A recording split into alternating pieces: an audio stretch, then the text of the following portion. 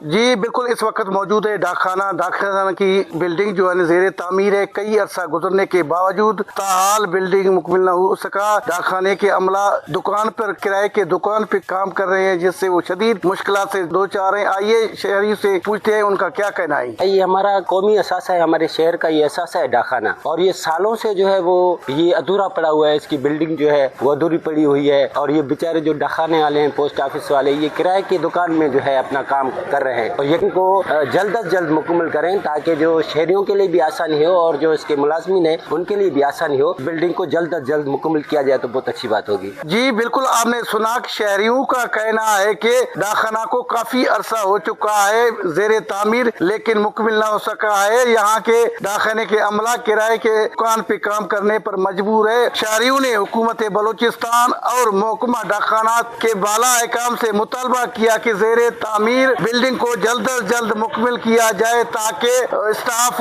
اپنے کام سر انجام دے سکے۔ کیمرہ ٹیم کے ساتھ علی حسن بلوچ، وش نیوز، استا محمد، بلوچستان۔